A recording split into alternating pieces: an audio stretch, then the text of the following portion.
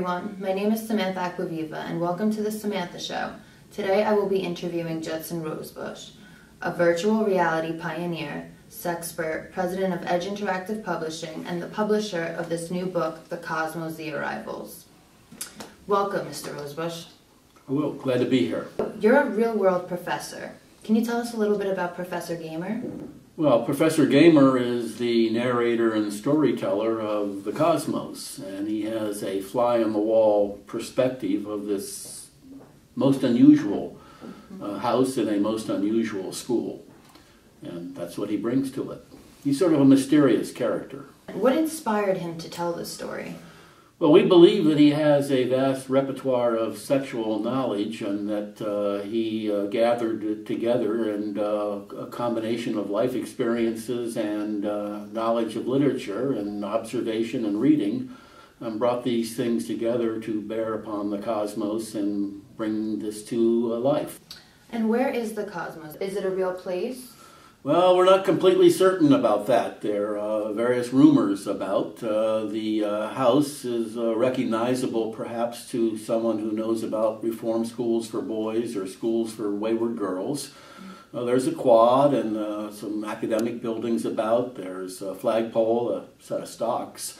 And most certainly is a real place in the imagination.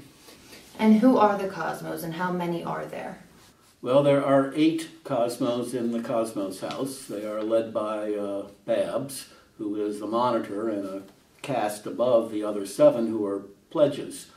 Babs' roommate is Tiffany. She's a promoted sex industry worker, shall we say politely. 2 of the cosmos are former strippers. 2 of them are newbies who are about to discover they are way in over their head. One of them is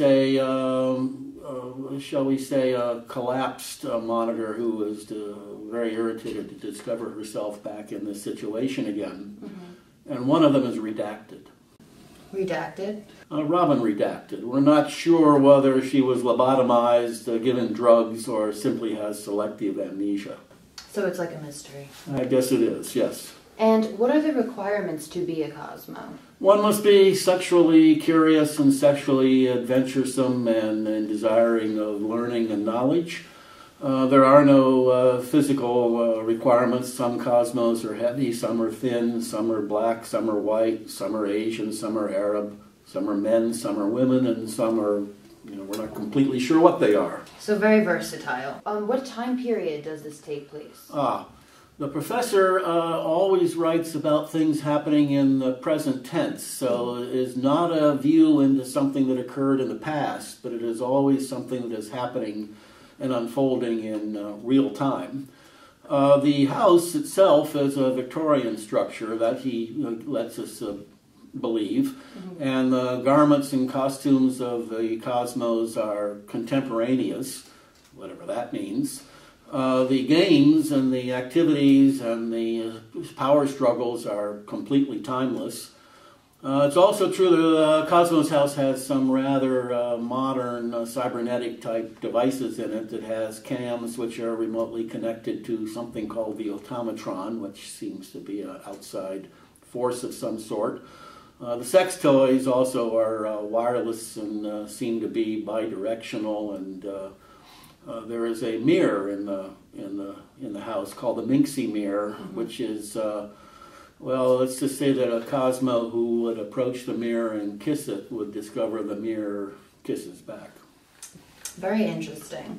And who are the gamers in this book? Well, the gamers are, well, obviously the professor himself is a gamer, and the 8 Cosmos who play the gamers, and some of the other characters that we meet in the various places that they visit and inhabit are gamers. And it would suggest that there is sort of a cadre of gamers surrounding the house and the school who manage and keep the place running and operating and so on.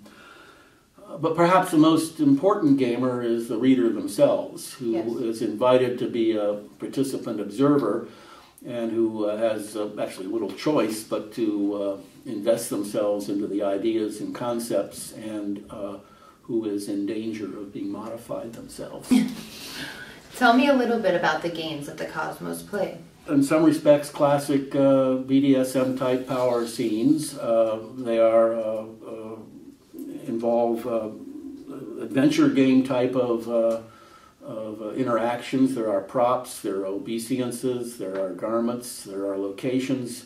And the first games that occur are what are called the roommate games, in which the roommates compete against each other, and as the game develops, the various cosmos will struggle to determine who are the winners and who are the losers, although that's a somewhat arbitrary term. They will opt in different directions and go to different destinations.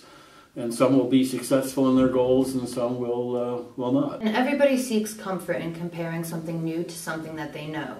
Can you compare the Cosmos to other fetish and BDSM books or novels? Well, I'm reluctant to do so, but it's certainly true that the 1001 Nights, with its kind of rolling frame story, is an influence. If we were to look at the Marquis de Sade's novels with his heroines like Juliet and Justine, or the narrative type stories that you find the Duenas tell in the 120 Days of Sodom, but it lacks de Sade's violence and gruesomeness and killing and that degree of pain. Certainly something like the story of O would be recognized with its chateau and its secret society, and again a transformation of a player who undergoes a change in attitude. The Gore books, which have a very rich world and casts and society, and again a lot of the games there or the play is very detailed. The beauty books, Annie Rice's series, set in castles and kind of a medieval situation, would be familiar to the readers of the Cosmos, or vice versa perhaps.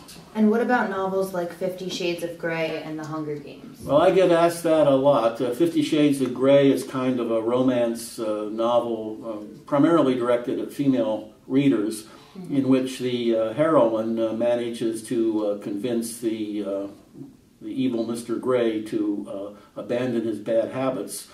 The Cosmos has been called 50 Shades of Grey for men, in that nobody abandons their bad habits, so to speak.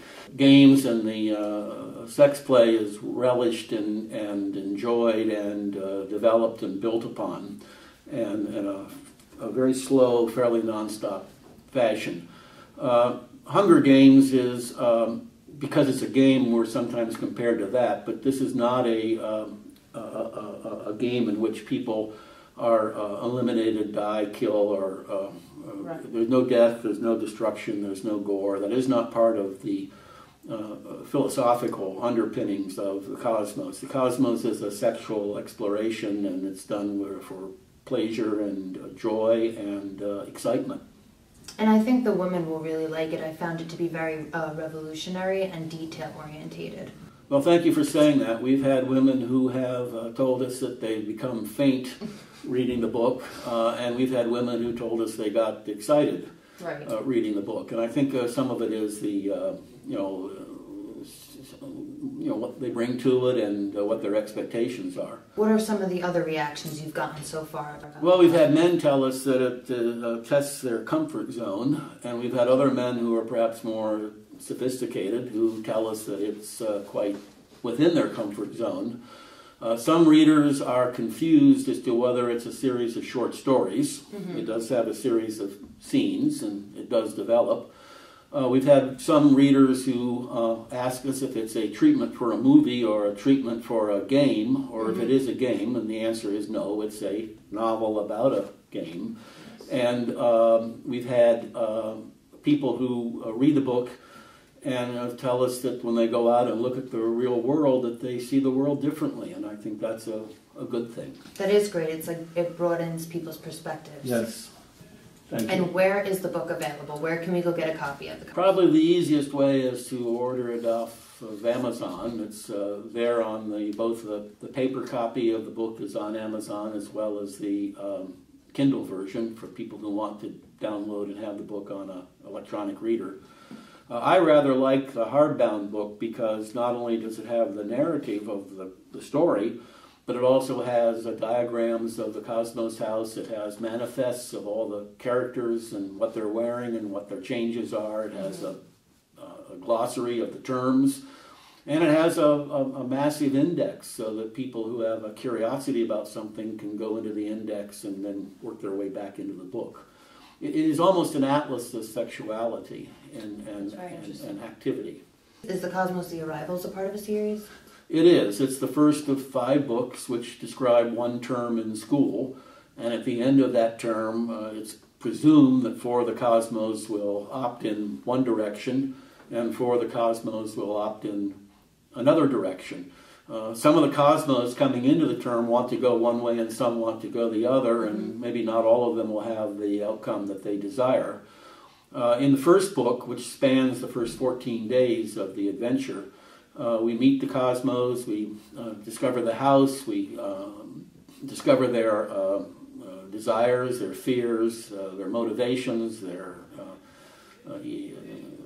some of them are not completely nice human beings. Some are wonderfully forgiving. In the second book, which is released in 2015, called The Run-Up, the games begin, and they begin with the roommate gangs and the Cosmos starting to struggle with each other. Allegedly, the fate of all the Cosmos is determined at the end of Book 3, what's called the Beach Day. But for some reason, there seems to be a Book 4 as well, and that is called the Run-Out. And anyone who is familiar with college fraternity or college sorority lore would know what a run-out is. And the final book is called the Dungeon Party. And if you don't know what that means, probably I should not infer what the professor is trying to suggest by that title.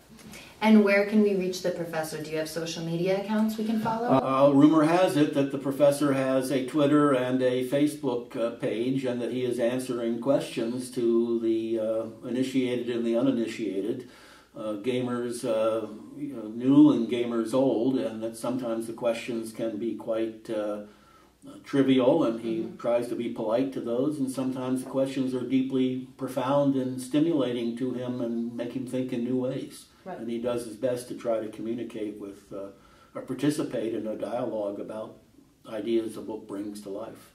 Well, I'm looking forward to the rest of the series. Thank you so much for your time. Thank you, Samantha. We will add all of Professor Gamer's social media accounts at the bottom of the video. And thank you so much for watching.